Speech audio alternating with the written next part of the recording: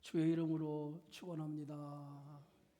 우리 성경책 들고 한번 고백합니다. 하나님의 말씀을 내 입술에 두고, 하나님의 말씀을 내 생각에 두고, 하나님의 말씀을 내 가슴에 두고 살아갑시다. 아멘. 잠언 16장 9절에 보면 사람이 마음으로 자기의 길을 계획할지라도 그 걸음을 인도하시는 분은 여호와 하나님이다 라고 했습니다. 사람이 아무리 계획을 세운다 할지라도 그 계획을 이루시는 분은 하나님이시라는 거예요. 아무리 좋은 계획을 인간이 세운다 할지라도 하나님이 함께하지 않으면 그 계획은 결코 이루어질 수 없다고 하는 겁니다. 오늘 본문은요, 아히도벨이라고 하는 그 지략가의 그 계략을 무력화시키는 하나님의 크신 섭리를 우리가 볼 수 있습니다.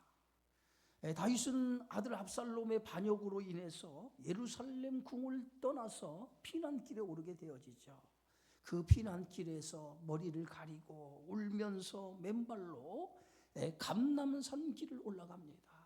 그때 어떤 사람이 다윗의 책사인 아히멜렉이라고 하는 사람이 압살롬과 함께 했다라고 하는 소식을 전해주지요.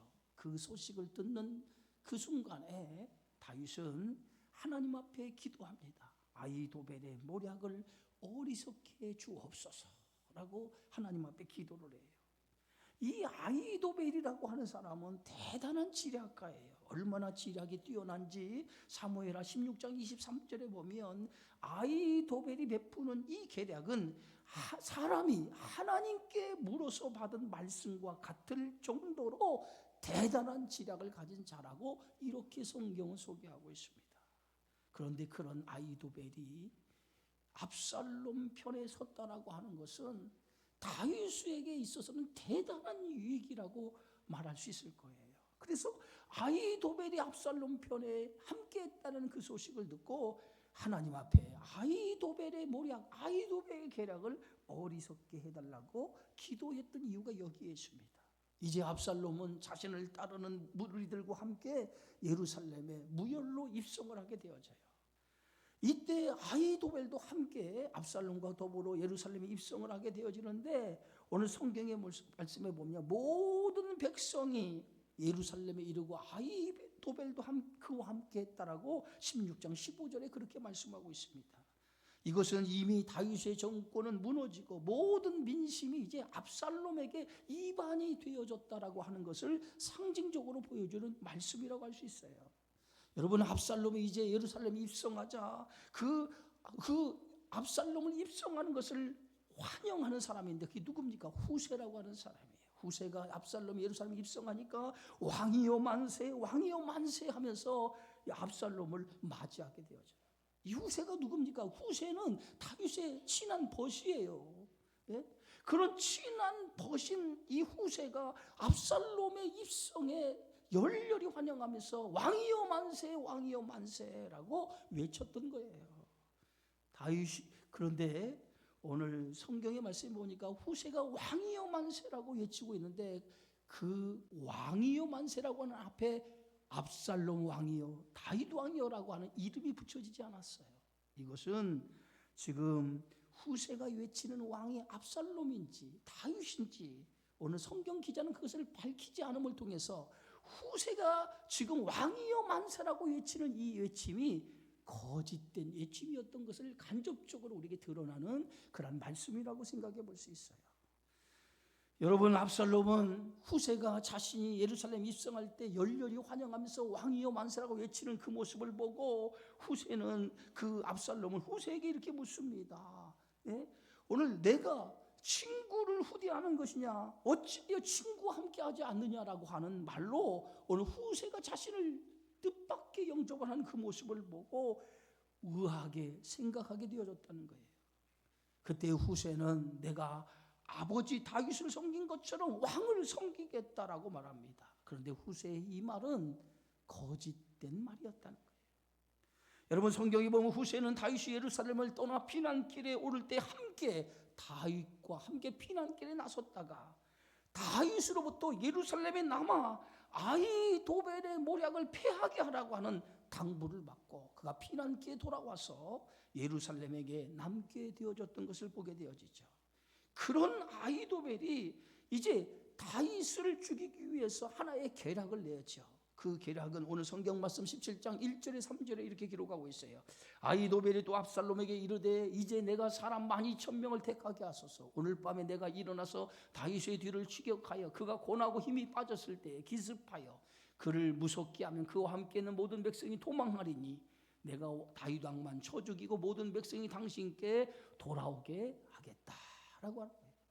뛰어난 지략가였던 이 아히도벨이 하나의 계략을 냈는데 그 계략이 뭐냐면 군사 12,000명을 자신에게 주면 오늘 밤에 다윗을 추격하겠다는 거예요. 그래서 다윗이 고나고 힘이 빠졌을 때 기습 공격을 통해서 다윗의 신하들을 다 죽이고 또 다윗 왕을 죽여서 모든 백성들이 압살롬에게 돌아오게 할 것이라. 그래서 나라를 평안하게 만들 것이라는 거예요.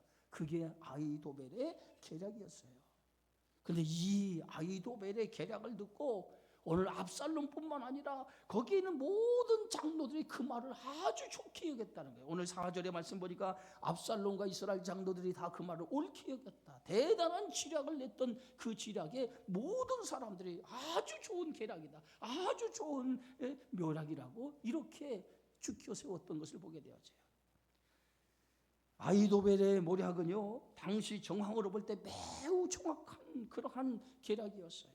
성공할 확률도 매우 높았습니다. 그런데 오늘 성경의 말씀 보면 이 아히도벨의 이 계략이 어떻게 되었습니까? 결국 이 계략은 실행에 옮기지 못해요. 그 아히도벨이 이렇게 좋은 계략을 냈는데 압살롬은 오늘 다윗의 친구인 다윗의 모사였던 후세를 불러요. 그래서 아히도벨의 모략에 대해서 그의 견해를 듣고자 원했던 것을 봅니다. 오늘 성경 말씀 6절에 보니까 후세가 압살롬에게 이르매 압살롬이 그에게 말하여 이르되 아히도벨이 이러이러하게 말하니 우리가 그 말대로 행하랴. 그렇지 아니하거든 너는 말하라 하니. 아히도벨이 훌륭한 계략을 냈는데 그 계략을 듣고 모든 사람들이 다 좋게 여겼는데 압살롬이 여기에 멈추지 아니하고 또 하나의 지략가인 다윗의 친구인 후세의 지략도 함께 듣기를 원했다는 거예요. 그래서 후세를 불러요. 그래서 후세를 불러서 아히도벨은 이런 지략을 냈는데 너는 이 지략에 대해서 어떻게 생각하느냐라고 물어요. 후세가 그 아히도벨의 그 계략을 듣고 이렇게 얘기합니다. 왕이요, 다윗을 만만하게 보면 안 됩니다. 다윗 왕은 누구보다도 전쟁에 뛰어난 용사 중에 한 사람이고 그 주변에 있는 장수 또한 대단히 싸움에 능한 장수들입니다. 또 다윗은 백성들과 함께 잠을 자지 않을 것뿐만 아니라 만약 다윗을 붙잡으려고 몰래 기습하여 공격했다가 다윗을 잡지 못하고 다윗의 군사에 의해서 오늘 압살롬의 군사가 패하면 모든 백성들의 마음이 다시 다윗에게 돌아설 것입니다. 그러니 아히도벨의 이 작전을 신중하게 생각해 달라고 오늘 이 압살롬에게 그렇게 얘기를 해요. 그러면서 후세는 자신의 계략을 압살롬에게 얘기를 해요. 나는 이렇게 생각합니다. 온 이스라엘에서 단에서 부엘세바까지 모든 군사들을 모아 압살롬이 직접 전쟁터에 나가 싸우기를 바랍니다 라고 이렇게 얘기해요. 여러분 단에서 부엘세바는 뭐냐면 최북단이 단이에요. 이스라엘 지도를 보면 최북쪽이 단이고 제일 남쪽이 부엘세바예요. 그런데 최북단 단에서부터 부엘세바까지 모든 이스라엘 백성들의 군사를 모아 그 많은 군사를 가지고 다윗을 추격하는 일에 다윗과 직접 전쟁하는 일에 압살롬이 나가 싸우라고 그렇게 얘기를 합니다. 여러분 단에서부터 부엘세바까지 그 많은 군사를 소집하려고 하면 상당한 많은 시간이 걸리는 거예요. 그런데 아이도벨의 계략은 당장 그 밤에 정예 군사 12,000명을 뽑아가지고 다윗을 추격하자는 거예요. 그런데 후세는 시간이 걸리더라도 많은 군사를 데리고 다윗을 쫓으라고 자신의 계략을 그렇게 얘기를 하죠. 근데 후세의 이 계략 속에는요, 다윗으로 하여금 도망갈 수 있는 시간을 벌기 위해서 후세는 이런 계략을 냈던 거예요. 후세의 계략 속에는 다윗의 안전이 우선이었어요. 지금 아이도벨의 계략은 기가 막힌 계략이었어요. 기가 막힌 거예요. 몰래 기습하여 죽여가면 다윗의 군사가 지치고 힘들었을 때 그들에 의해서 완전히 몰살당하는 그런 위기에 처하는 계략이라고 하는 것을 알고 있었던 거예요. 그래서 후세는 아이도벨의 계략을 무력화시키기 위해서 오늘 압살롬이 가지고 있는 그 영웅심을 부추겨서 온 이스라엘 군대를 다 모집해서 그 많은 숫자를 가지고 다윗을 뒤쫓아가면 백성들도 그런 왕을 보고 대단히 반길 것입니다 라고 압살롬의 영웅심을 부추겼던 것을 봅니다. 압살롬은 후세의 계략을 다 듣고 나서 아이도벨의 계략보다 더 훌륭한 계략이라고 이렇게 얘기하죠. 오늘 14절입니다. 압살롬과 온 이스라엘 사람들이 이르되 아렉 사람 후세의 계략은 아이도벨의 계략보다 낫다 하니 이는 여호와께서 압살롬에게 화를 내리려 하사 아이도벨의 좋은 계략을 물리치라고 명령하셨습니다. 분명히 아이도벨의 그 계략이 훨씬 더 뛰어난 지략이고 훨씬 뛰어난 계략이었어요. 그런데 압살롬은요, 이 아이도벨의 뛰어난 계략을 선택하지 않아요. 그리고 후세의 계략을 선택합니다. 그런데 여기에는 하나님의 섭리가 있었다는 거예요. 네? 여러분, 뛰어난 계략을 냈지만 그 계략이 채택되지 않는 데는 하나님께서 아이도벨의 계략을 막으셨다는 거예요. 막으셨다.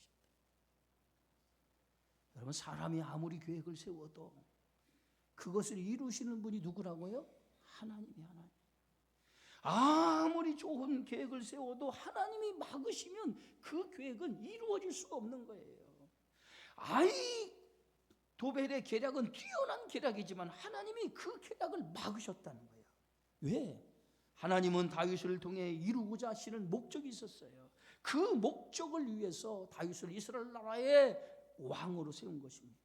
다윗의 나라는 사울의 나라와 달라요. 다윗의 나라는 뭐예요? 하나님이 세운 나라예요. 그렇기 때문에 이 사람에 의해서 무너지는 나라가 아니었다는 거예요. 비록 다윗이 지금 범죄하여서 피난길에 올랐지만은 하나님은 다윗을 완전히 버린 것이 아니에요. 하나님은 다윗을 통해서 이루고자 하시는 뜻이 있었다는 거예요. 그래서 그 뜻을 이루기 위해서 아이도벨의 좋은 계략이 있었지만 그 계략을 하나님이 직접 막으셨다는 거예요. 그래서 압살롬으로 하여금 아이도벨의 계략을 채택하지 아니하고 후세의 계략을 채택할 수 있도록 뒤에서 하나님이 역사하셨다는 거예요. 그게 뭐예요? 하나님의 섭리라는 거예요. 인생을 이끄시는 하나님의 섭리가 오늘 다윗의 인생 속에서도 하나님이 함께 하심을 통해서 그런 놀라운 역사가 일어나게 되어진 줄 믿습니다. 이제 오늘 15절에 보니까 후세가 오늘 사독과 아비아달 두 제사장에게 이르기를 아이도벨이 압살롬과 이스라엘 장로들에게 이러이러하게 계략을 세웠고 나도 이러이러하게 계략을 세웠으니라고 말합니다. 오늘 후세는요, 이 아이돌의 기막힌 계략을 듣고 이 계략이 그대로 이루어지면 다윗의 생명은 한순간에 모든 다윗을 따르는 사람과 함께 죽게 될 것이라는 걸 알고 이 사실을 사독과 아비아달 두 제사장에게 전달을 하면서 오늘 밤에 광야 나루토에 머물지 말고 광야 나루토를 건너가서 빨리 도망치라고 오늘 사람을 보내어서 알려주라고 하죠. 그래서 후세로부터 소식을 전달받은 두 제사장은 여종을 통해서 마르톡에 머물고 있는 이 사독의 아들과 아비하달의 아들 요나단과 아히마스에게 이 사실을 알려주게 되어지죠. 다윗은 피난길을 떠나면서 15장 36절에 보면 사독의 아들 아히마스와 아비아들의 아들 요나단을 그 나루턱에 놔두고 예루살렘 소식을 너희들 여기에 있어서 듣고 나에게 전달하는 역할을 하라고 그 나루턱에 놔두고 피난길에 올랐던 것을 보게 되어지죠. 그래서 그 아비아달의 아들과 사독의 아들은 엘로르겔이라고 하는 우물 곁에 거기서 머물러 있었어요. 그런데 여종을 통해서 예루살렘 소식을 전달받은 거예요. 그 소식이 어떤 소식입니까? 빨리 나루턱을 건너가서 안전한 곳으로 피난길에 오르라고 하는 그 소식을 전해받게 되어지고, 그들은 이제 그 소식을 전하기 위해서 다윗을 향해서 달려가죠. 그런데 여기에 또 하나의 사건이 일어납니다. 오늘 성경 말씀 18절 19절에 다 같이 한번 읽어봅시다. 한 청년이 그를 보고 압살롬에게 알린지라. 그 두 사람이 빨리 달려서 바울이 못던 사람의 집으로 들어가서 그의 뜰에 있는 우물 속으로 내려가니 그 집 여인이 덮을 것을 가져다가 우물 아귀를 덮고 찌은 곡식을 그 위에 널매 전혀 알지 못하더라. 여러분, 지금 다윗으로 하여금 빨리 도망치라고 나루턱을 건너서 안전한 곳으로 피난길에 오르라고 하는 그 소식을 오늘 아히마아스와 요나단이 전하기 위해서 가는데, 그 아히마아스와 요나단을 알아보는 사람이 있었다는 거예요. 그래서 그 사람이 지금 압살롬에 가서 지금 아히마아스와 요나단이 지금 다윗을 향해 가고 있습니다라고 하는 소식을 전해준 거예요. 그러니까 압살롬이 군사를 모아가지고 그들의 둘을 추격하기 시작합니다. 군사가 자신들을 추격하는 것을 알고 아히마아스와 요나단이 도망을 쳐요. 어디로 도망칩니까? 오늘 성경에 보니까 바울임이라고 하는 곳까지 달려가죠.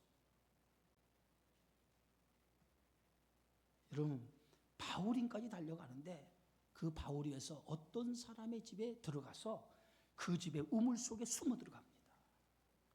근데 압살롬의 종들이 그들을 잡기 위해 그곳까지 추격해 온 거예요. 그런데 그 집 여인이 우물 속에 숨어있던 그들을 보호해 준 거예요. 어떻게 보호해 줬습니까? 오늘 성경의 말씀에 보니까 그 여인이 덮을 것을 가져다가 우물 아귀를 덮고 그 우물 아귀를 덮고 그 위에다가 찌은 곡식을 그 위에 널었다는 거예요. 여러분, 우리나라의 우물은 높이 이렇게 솟았잖아요. 그런데 이스라엘 나라의 우물은요, 이게 높이 솟은 땅에, 거기에는 땅과 똑같은 평지에 우물을 판 거예요. 그러니까 거기에 덮고 곡식을 덮으면 우물이 있는지 아무도 모르잖아요. 근데 그 여인이 그렇게 했다는 거예요. 마치 여리고를 정탐하여 들어가던 두 명의 정탐꾼의 정체가 탄로나자 기생 나합의 집에 숨어 들어가지 않았습니까? 그랬더니 기생 나합 집에 숨어 들어가니까 정탐꾼 여리고 사람들이 그들 잡으러 오니까 지붕이 3대 밑에 나합이 그를 숨겨서 그들의 생명을 건져준 것처럼, 이름도 알지 못하는 여인이 바울임에 숨어 들어갔던 어느 집에 숨어 들어갔는데 그 집 여인이 오늘 이 아히마아스와 요나단을 몰래 숨겨주었다는 거예요. 바울임이 어떤 곳입니까? 베냐민 지파의 땅이에요. 베냐민 지파의 땅이라는 말은 사울 왕이 소속된 지파가 어디입니까? 베냐민 지파예요. 그래서 베냐민 지파의 사람들은요, 다윗을 아주 증오했어요. 그래서 이 바울임에서 그 시므이라고 하는 사람이 나와서 다윗에게 정말 모욕적이고 치욕적인 저주를 퍼부었던 장소가 어디예요? 그게 바로 바울임이라고 하는 곳이에요. 그렇게 이 바울임이라고 하는 곳에는 다 사울 왕가의 사람이기 때문에 다윗을 도와줄 이유가 하나도 없었다는 거예요. 그런데 이 아히마아스와 요나단이 바울임까지 도망가서 어느 집 우물에 숨어 들어갔는데 그 집 여인이 그들을 숨겨줘서 압살롬에 보낸 군사로 하여금 들통나지 않도록 그들의 생명을 지켜주었다는 거예요. 그래서 오늘 이 아히마아스가 요나단이 한 무명의 여인을 통해서 생명을 건진받아요. 만약 여기서 아히마아스와 요나단이 압살롬이 보낸 군사에 의해서 붙잡혔다면 어떻게 됐을까요? 아마도 그들만 죽은 것이 아니라 아히도벨의 계략에 의해서 다윗과 다윗을 추종하는 모든 세력들이 도망가지 못하고 붙잡혀서 죽게 되었을 거예요. 그런데 무명의 한 여인을 통해서 아히마우스와 요나단의 생명을 지켜주고 더 나아가서는 다윗과 그를 따르는 모든 생명들을 지켜주었다는 거예요. 여러분, 우연 같아요? 아니에요. 하나님이 다윗의 생명과 다윗을 따르는 사람들의 생명을 지키기 위해서 하나님이 막아주신 거예요. 피할 길을 주신 거예요.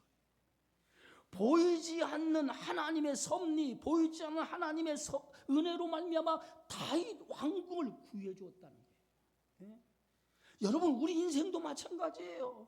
우리가 내 힘으로 살아가는 것 같지만은 보이지 않는 하나님의 은혜가 우리의 인생을 지키시고 우리의 인생을 돌보아 주시고 날마다 이끌어 주시기 때문에 그 은혜로 우리가 살아가는 거예요. 우리 그것을 모르죠.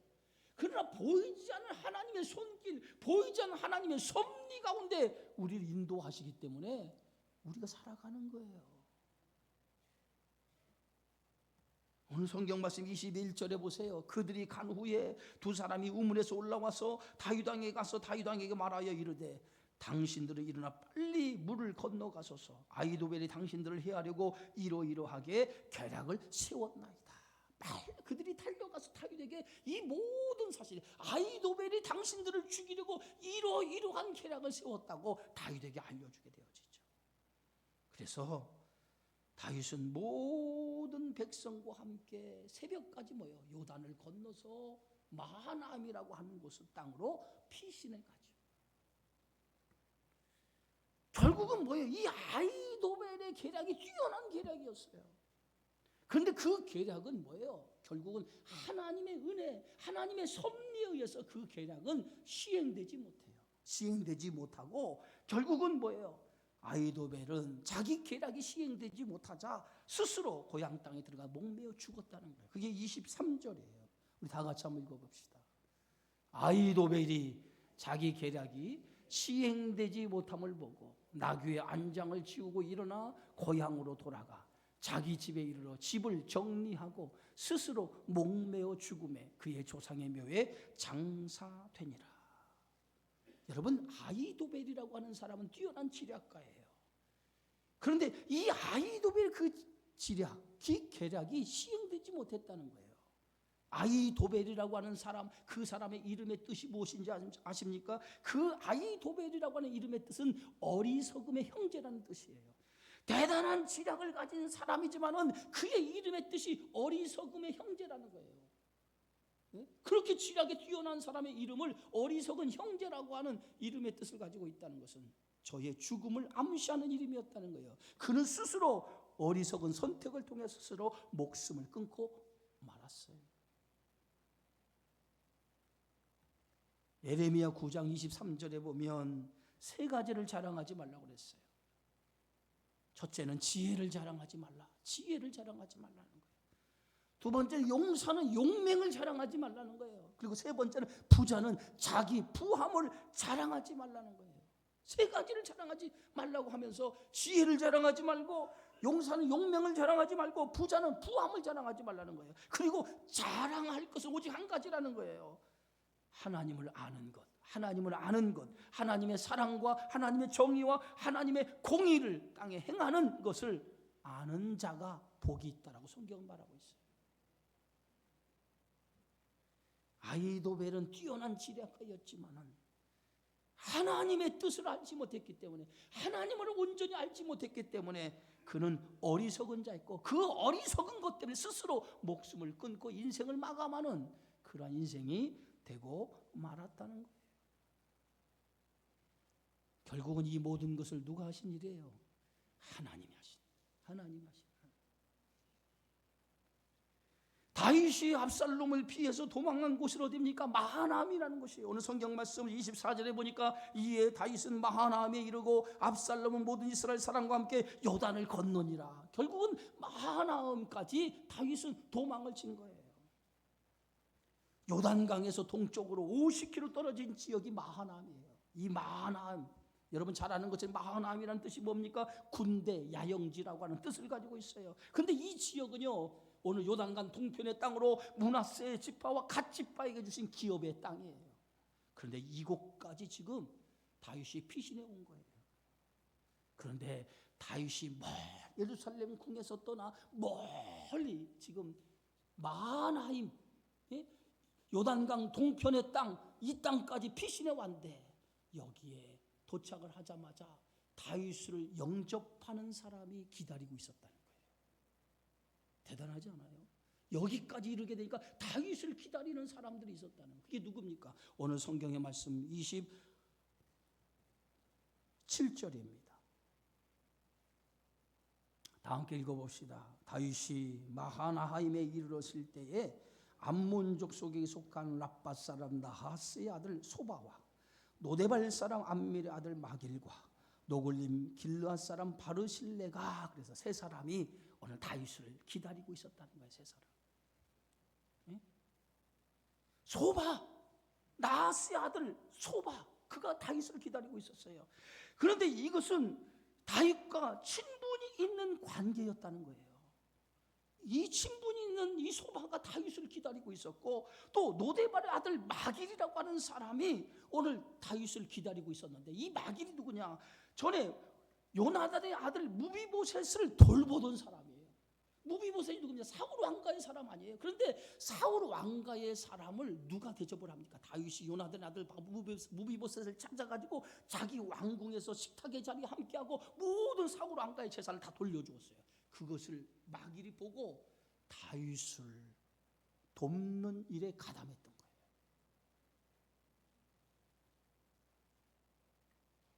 또 한 사람은 누구입니까? 길르앗 사람 바르실레라고 하는 사람인데 당시 80세 노인이에요. 그런데 이 사람은 길르앗의 거부에 대단히 부자예요. 그는 그 다윗이 아람 족속을 물리쳐 주었기 때문에 안정적으로 목축을 해서 거부가 된 사람이에요. 그래서 다윗의 은혜에 감사해서 다윗이 위기에 처했다는 소식을 듣고 여기 마하나임까지 쫓아와서 다윗에게 도움을 주기 위해서 여기까지 온 사람이에요.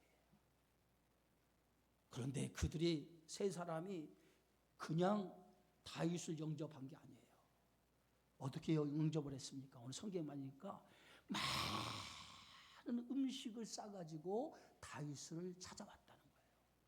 여러분, 피난길에 이르는 그 다윗과 그를 추종하는 수많은 사람들에게 피난길에 제대로 먹을 것 먹겠습니까? 제대로 쉬고 거기 피난길에 오르겠습니까? 지치고 힘든 피난길에 있는 그들을 위로하고 그들을 공개하기 위해서 많은 음식을 바리바리 싸가지고 다윗을 영접했다는 거예요.